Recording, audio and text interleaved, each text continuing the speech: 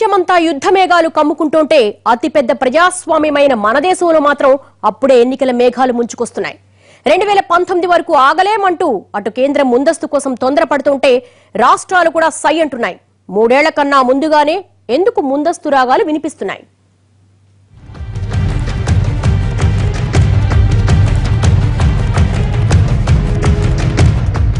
దేశంలో ముందస్తు ఎన్నికలు రానున్నాయా? వన్ నేషన్ వన్ ఎలక్షన్ కి ఇదే ముహూర్తమా? కేంద్రం రంగం సిద్ధం చేసుకుంటోందా? రాష్ట్రాలు కూడా సై అంటున్నాయా? దేశవ్యాప్తంగా వేసవి రాకతో ఒక్కసారిగా వాతావరణం మారిపోతే ఇప్పుడు మోడీ ఆలోచనలతో రాజకీయ వాతావరణం కూడా ఒక్కసారిగా మారిపోయింది. 2014లో పీఠమెక్కిన మోడీ ప్రభుత్వం హాఫ్ వే మార్క్ దాటి 4 నెలలు కూడా దాటకుండానే అప్పుడే మళ్లీ ఎన్నికల ఊహాగానాలు మొదలయ్యాయి. నిజానికి గడిచిన కొన్ని రోజులుగా చూస్తుంటే దేశం ముందస్తు ఎన్నికల మూడ్లోకి వెళ్లిపోయినట్టుగా కనిపిస్తోంది. కేంద్రంలో అధికార బీజేపీ దగ్గర నుంచి కొన్ని రాష్ట్రాలలో అధికారంలో ఉన్న ప్రాంతీయ పార్టీల వరకు అన్నింటి ముందు ఇదే చర్చ. అప్పుడే పార్టీలన్నీ తమ క్యాడర్లను ప్రీ పోల్స్ మూడ్లోకి తీసుకువెళ్తున్నాయి.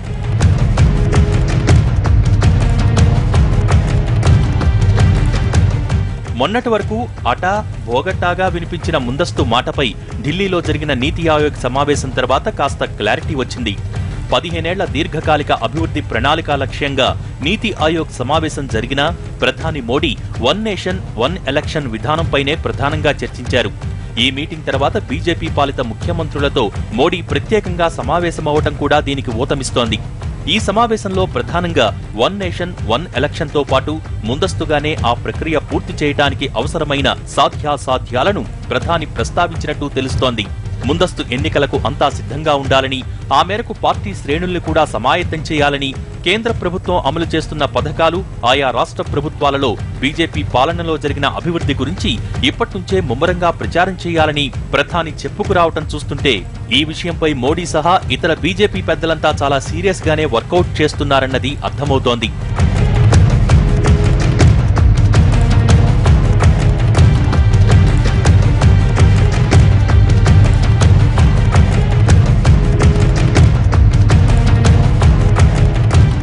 మోడీ పీఠమెక్కిన తర్వాత ఒక్కో నిర్ణయం చాలా బలంగా, ప్రభావవంతంగా అమలు చేస్తూ వెళ్తున్నారు. ప్రధాని పదవి చేపట్టగానే స్వచ్ఛ భారత్ నినాదం చేశారు. ఆపై మేక్ ఇన్ ఇండియాతో ప్రపంచం దృష్టిని ఆకర్షించారు. గత ఏడాది డిమానిటైజేషన్తో సంచలనం సృష్టించారు. ఆ తర్వాత వన్ నేషన్ వన్ ట్యాక్స్ అంటూ జీఎస్టీ బిల్లును నెగ్గించుకున్నారు. ఇప్పుడు వన్ నేషన్ వన్ ఎలక్షన్ అంటూ మరో సంచలనానికి తెరతీశారు. అంటే 17వ లోక్సభకు ముందస్తుగానే ఎన్నికలు నిర్వహించడంతో పాటు అదే టైంలో దేశంలో ఉన్న అసెంబ్లీలన్నింటికీ ఎన్నికలు నిర్వహించాలన్నది మోడీ లక్ష్యంగా కనిపిస్తోంది.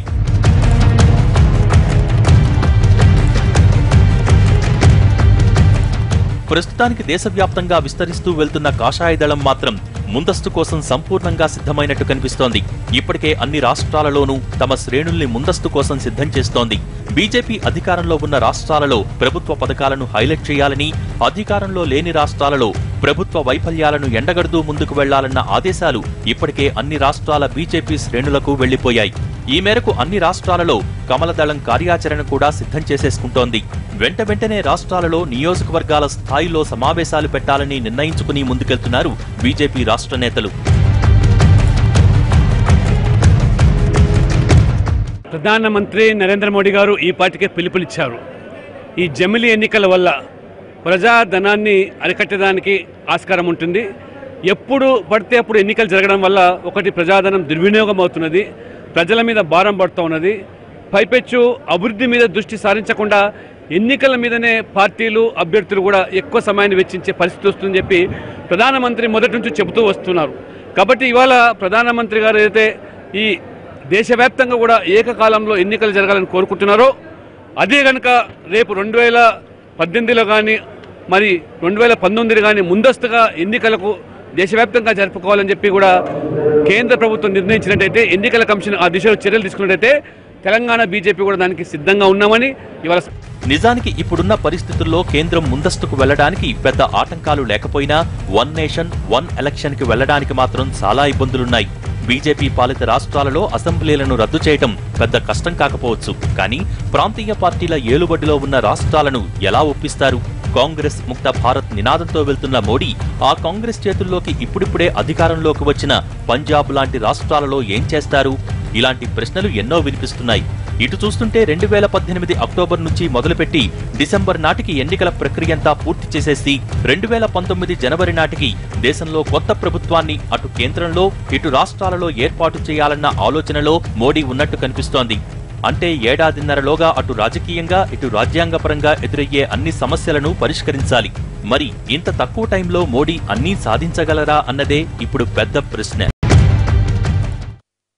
వన్ నేషన్ వన్ ఎలక్షన్ వినడానికి బానే ఉంది.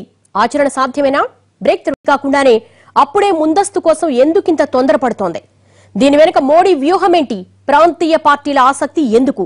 వన్ నేషన్ వన్ ఎలక్షన్ విధానం వినడానికి బాగానే అనిపిస్తున్నా ముందు ముందు అందులో తలెత్తే ఇబ్బందులేంటి?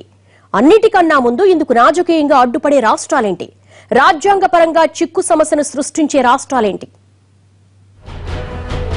అన్ని రాష్ట్రాలకు ఒకేసారి ఎన్నికలంటే అదేమంత ఈజీ కాదు.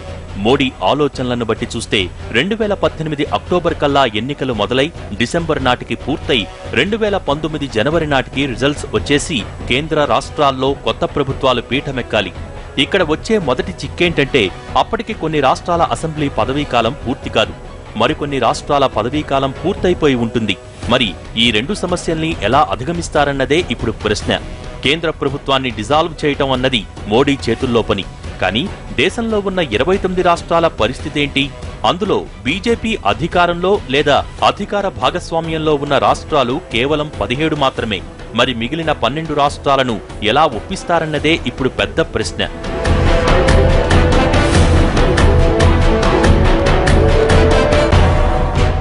ప్రస్తుతానికి మోడీకి అది కూడా పెద్ద సమస్యలా కనిపించడం లేదు. ఎందుకంటే ఇప్పటికే ప్రాంతీయ పార్టీలు అధికారంలో ఉన్న రాష్ట్రాలలో కొన్ని ముందస్తుతో పాటు వన్ నేషన్ వన్ ఎలక్షన్ విధానానికి అనుకూలంగా ఉన్నాయి. 2 తెలుగు రాష్ట్రాల సీఎంలు దీనికి సానుకూలంగానే ఉన్నారు. నిజానికి తెలుగు రాష్ట్రాల అసెంబ్లీల పదవీకాలం పూర్తి కావటానికి 2019 ఏప్రిల్ వరకు టైమున్నా 6 నెలల ముందుగానే ముందస్తుకు వెళ్లేందుకు ఇరు రాష్ట్రాల సీఎంలు అనుకూలంగా ఉన్నట్టు కనిపిస్తోంది. జమిలీ ఎన్నికల నిర్వహణ మీద దేశవ్యాప్తంగా చర్చ జరగాల్సి ఉందన్న ఏపీ సీఎం చంద్రబాబు నాయుడు ఒకేసారి ఎన్నికలపై సానుకూలంగానే ఉన్నారు. దేశంలో ఎవ్రీ 5 ఏళ్లు ఎలక్షన్స్ తప్ప ఇంకోటి లేకుండా ఉన్నాయి. ఇది కరెక్ట్ కాదు. దేశంలో ఒకేసారి ఎలక్షన్ అవ్వాలి. ఎమ్మెల్యే ఎలక్షన్లు, ఎంపీ ఎలక్షన్లు, లోకల్ బాడీ ఎలక్షన్స్ అన్ని ఒకటేసారి అయిపోయి ఒక 6 months లో మొత్తం కంప్లీట్ చేసుకొని రిమైనింగ్ టైం అంతా డెవలప్మెంట్ మీద కాన్సన్ట్రేట్. ఈవెన్ బై ఎలక్షన్ కూడా ఇదే ప్రాబ్లం. కూలిపోయినప్పుడు కూడా ఎట్లా సింక్రనైజ్ చేయాలో వీలైనంత వరకు ఒక్కొక్కటి మీరు చెప్పిన ఈవెంచువాలిటీస్ ఎప్పుడూ ఉంటాయి. ఇప్పుడు మనం బయట పోతే రోడ్ యాక్సిడెంట్ అవుతుంది, ఏం చేస్తామంటే అసలు పోకుండా ఉండలేం కదా. Which is bad good, which is bad, that is important. చర్చ వచ్చింది, పీఎం కూడా ఇంట్రడక్షన్ లో కూడా చెప్పాడు. అదే మరి మేమందరం కూడా, నేను కూడా మొన్న కూడా స్టేట్మెంట్ ఇచ్చాం, we are all for it. Majority అక్కడ ఎవరు అపోజ్ చేయలేదు, అందరూ కూడా సపోర్ట్ చేసే పరిస్థితి, ఎవ్రీబడి సపోర్ట్. ఇక తెలంగాణ సీఎం కేసీఆర్ కూడా అదే ఆలోచనతో ముందుకెళ్తున్న పరిస్థితులు కనిపిస్తున్నాయి. ఇప్పుడు ఉన్న పరిస్థితుల్లో దాదాపుగా కేసీఆర్ ఎన్నికల మూడ్లోకి వచ్చేసినట్టే కనిపిస్తున్నారు. రిజర్వేషన్ల పెంపు, డబుల్ బెడ్రూమ్లు, ఇతర పథకాలు అన్నీ ఎన్నికలకు ఊతమిచ్చేవిలాగానే ఉన్నాయి. పైగా జమిలీ ఎన్నికల్లో కోల్పోయేది కూడా 6 నెలలే కాబట్టి కేసీఆర్ ముందున్న అభ్యంతరాలు పెద్దగా కనిపించడం లేదు. ఇక చంద్రబాబు నాయుడు కూడా 2004లో ఏడాది ముందుగానే అసెంబ్లీని రద్దు చేసి కేంద్రంతో పాటుగా ఎన్నికలకు వెళ్లారు. దీంతో పాటుగా ఇద్దరు సీఎంలకు రాజకీయంగా ఉన్న ఇబ్బందులు లేవు. పైగా 2 రాష్ట్రాలలోనూ ప్రతిపక్షాలు అనుకున్నంత బలంగా లేవన్న భావనలోనే ఉన్నారు. అందుకే ఇద్దరు తెలుగు సీఎంలు ముందస్తుకు సై అంటున్నారు.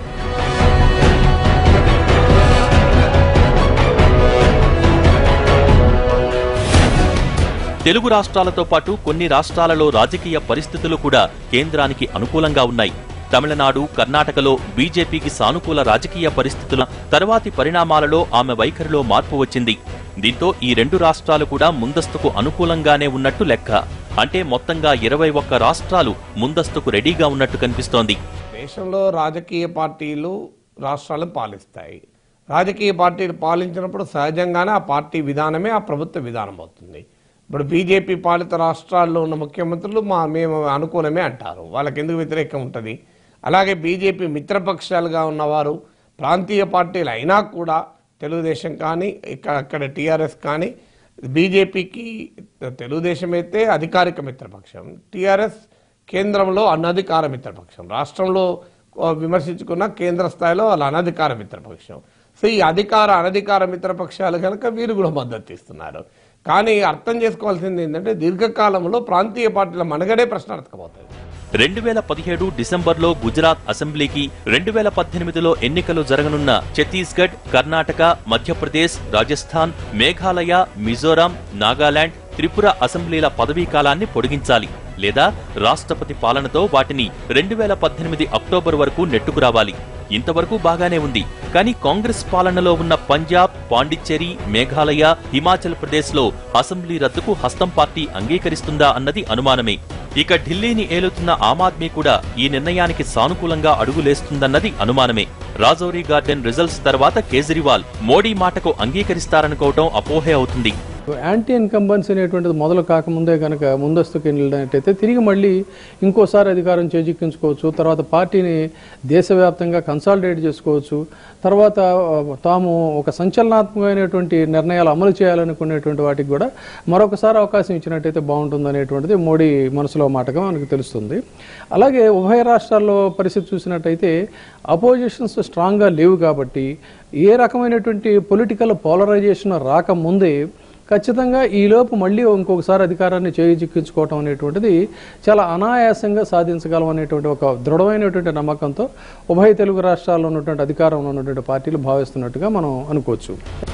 ప్రస్తుతానికి మెజార్టీ రాష్ట్రాలు వన్ నేషన్ వన్ ఎలక్షన్ విధానంలో ముందుకు వెళ్లేందుకు, ముందస్తుగానే ఎన్నికల బరిలోకి దిగేందుకు రెడీగా ఉన్నాయి. అయితే వన్ నేషన్ వన్ ఎలక్షన్ ఇప్పుడేమీ కొత్తగా వచ్చింది కాదు.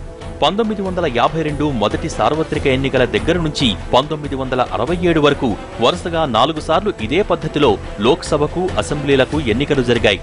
ఆ తర్వాత కొన్ని రాష్ట్రాలలో రాజకీయ అనిశ్చితి వల్ల ప్రభుత్వాలు కుప్పకూలి ఈ ప్రక్రియ పూర్తిగా చిన్నాభిన్నమైపోయింది. ఇప్పుడున్న పరిస్థితుల్లో అన్ని రాష్ట్రాలను ఒకేసారి ఎన్నికల ముంగిటకు తీసుకువెళ్లాలంటే ప్రజా ప్రాతినిధ్య చట్టానికి సవరణలు చేయాల్సి ఉంటుంది. అంతేకాదు, ఈ బిల్లుకి ఆర్టికల్ 368 ప్రకారం దేశంలోని సగానికి పైగా అసెంబ్లీలు వన్ నేషన్ వన్ ఎలక్షన్ కు అనుకూలంగా తీర్మానాలు చేసి కేంద్రానికి పంపాలి.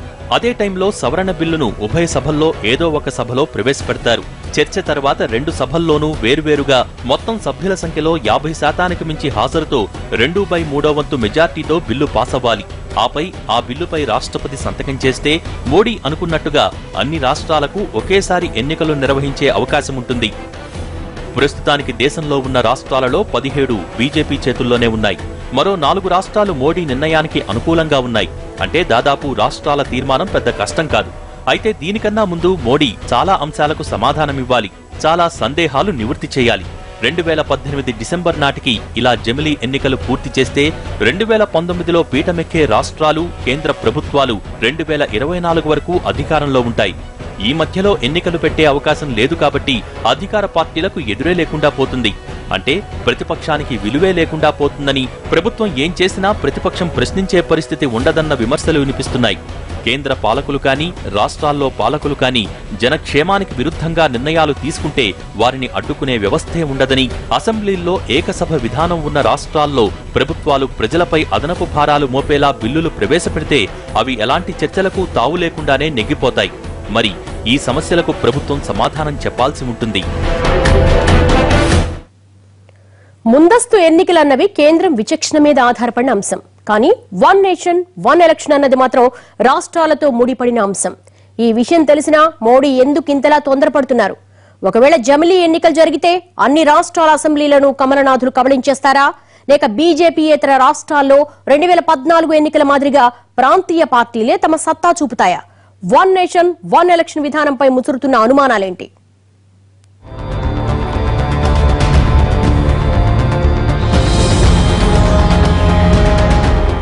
వన్ నేషన్ వన్ ఎలక్షన్ ఆలోచన బాగానే ఉంది, కానీ ఆచరణ ఎంతవరకు సాధ్యమవుతుందన్నదే ఇప్పుడు ప్రశ్న.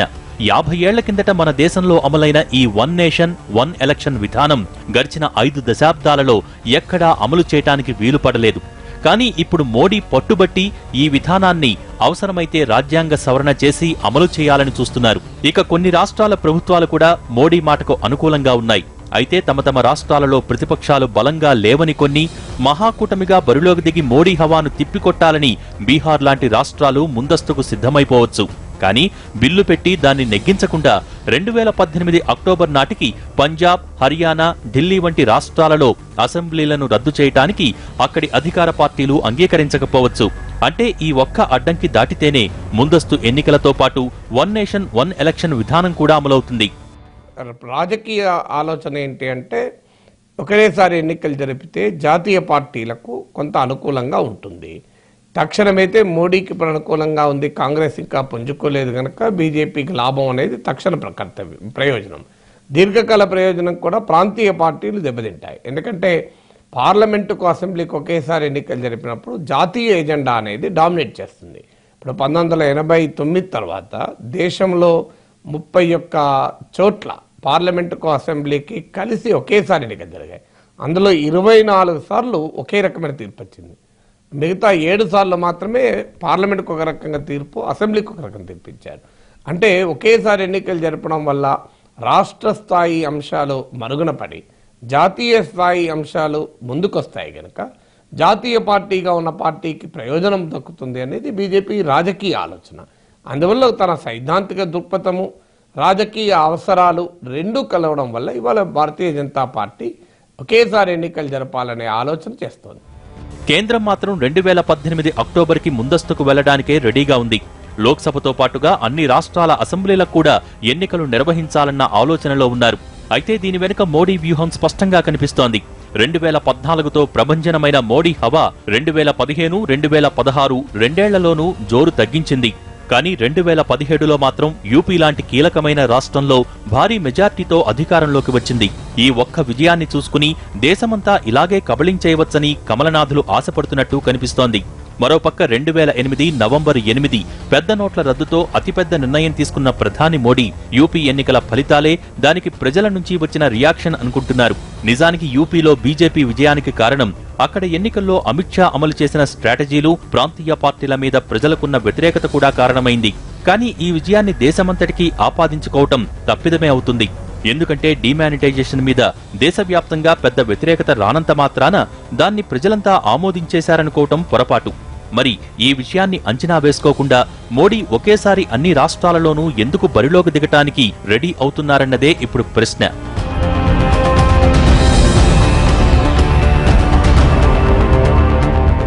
ప్రస్తుతానికి ఏపీ, తెలంగాణ, ఒడిషా, వెస్ట్ బెంగాల్ సహా ఇతర రాష్ట్రాలు సానుకూలంగా ఉన్నాయంటే అవి తమ రాష్ట్రాలలో ప్రతిపక్షాల పరిస్థితిని చూసి అలా ముందస్తుకు ఉవ్విళ్లూరుతూ ఉండొచ్చు. కానీ ఇదే అదునుగా మోడీ అన్ని రాష్ట్రాల అసెంబ్లీలను కబళించేసేందుకు వేస్తున్న ఎత్తుగడ ఇదని కొందరి అభిప్రాయం. నిజానికి ఇప్పుడు మోడీ వేవ్ బాగానే ఉంది. ఇలాంటి టైంలో ఎన్నికలకు వెళ్లేందుకు సిద్ధమైతే ఆ మేరకు మెజార్టీ రాష్ట్రాల అసెంబ్లీల్లో బీజేపీ అధికారంలోకొస్తుంది. ఆ మేరకు 2018 తర్వాత రాజ్యసభలో కూడా బీజేపీ బలం పెరుగుతుంది. ఇలా ఉభయ సభల్లోనూ బీజేపీ బలగం పెరుగుతుంది. ఈలోగా ఈ ఏడాది రాష్ట్రపతి ఎన్నికల్లో తమకు పూర్తి అనుకూలంగా ఉన్న వ్యక్తిని ఆ స్థానంలో కూర్చోబెట్టగలిగితే ఆ తర్వాత మోడీ అనుకున్న బిల్లులన్నీ చట్టాలైపోవాల్సిందే. జీఎస్టీ లాంటి బిల్లుల విషయంలో కూడా ఈజీగా 15 రాష్ట్రాల నుంచి ఆమోదముద్ర వేయించుకోవచ్చు. అందుకే అన్నీ ఆలోచించిన తర్వాతే మోడీ ముందస్తు ఎన్నికలకు, అదే టైంలో వన్ నేషన్ వన్ ఎలక్షన్ విధానం ఒకేసారి అమలు చేసేందుకు ఇప్పట్నుంచే విశ్వ ప్రయత్నాలు చేస్తున్నారు. వన్ ఎలక్షన్ వన్ నేషన్ అనేది ఏదైతుందో సరే, అది కూడా వాళ్ళు అనుకోవడం ఏంటంటే అది మోడీ ఎన్నికలు బీజేపీ ఎన్నికలతో కొంత సంబంధం ఉన్న మాట వాస్తవం కావచ్చు, కానీ అది దేశంలో ఉండే అభివృద్ధి నమూనాతో దానికి లింకే ఉంది. అంటే అభివృద్ధి నమూనాలో నిజానికి అంతర్జాతీయ పెట్టుబడి ఏమంటుందంటే మాకు సుస్థిరమైనటువంటి మార్కెట్ కావాలి, సుస్థిరమైనటువంటి రాజకీయ వ్యవస్థ కావాలి. మాకు ఈ రెండు మీరు ఉన్నాయని రుజువు చేస్తే మేము మీ దేశంలో పెట్టుబడి పెడతాం. రాజకీయ సుస్థిరత కావాలంటే నిజానికి ఎన్నికలు మళ్ళీ రావడము, లేదా రాష్ట్ర ప్రభుత్వాలు కూలిపోవడము, మళ్ళీ ఉప ఎన్నికలు జరగడం, ఇవన్నీ కాకుండా వాళ్ళ అంతర్జాతీయ పెట్టుబడికి ఒక ఆశ్వాసం ఇవ్వదలుచుకున్నారు. మా దేశంలో ఒక్కసారి ఒకే ఎన్నికలు జరుగుతాయి, 5 ఏళ్ళు మళ్ళీ ఎన్నికలు జరగవు, కనుక మీకు రాజకీయ సుస్థిరత గ్యారంటీడ్ తప్పకుండా దీనివల్ల వస్తుంది. కేంద్రం ముందస్తుకు వెళ్లడం వెళ్లకపోవటం అన్నది పెద్ద సమస్య కాదు. కానీ అదే సమయానికి అన్ని రాష్ట్రాల అసెంబ్లీలను కూడా ఎన్నికల ముంగిటకు తీసుకురావాలనుకోవటం మాత్రం పెద్ద విషయమే. ఒక్కసారి ఇలా తెచ్చేసి చేతులు దులిపేసుకున్నంత మాత్రాన ఈ సమస్య తీరదు. అన్నింటికన్నా ముందు ఈ విధానంలో ఎదురయ్యే సమస్యలకు ఇప్పుడే ఒక ఖచ్చితమైన సమాధానం ఇవ్వాల్సి ఉంటుంది. వన్ నేషన్ వన్ ఎలక్షన్ విధానం వినటానికి బ్రహ్మాండంగా ఉన్నా అమల్లో మాత్రం చాలా ప్రాక్టికల్ ప్రాబ్లమ్స్ ఉన్నాయి. 2019 నాటికి అన్ని రాష్ట్రాలలోనూ కొత్త ప్రభుత్వాలు అధికారంలోకి వచ్చాయనుకుందాం. ఆ తర్వాత ఏదైనా రాష్ట్రంలో అనుకోని పరిస్థితుల వల్ల ప్రభుత్వం పడిపోతే ఏం చేస్తారు? అక్కడ మళ్లీ మధ్యలో ఎన్నికలు నిర్వహిస్తారా?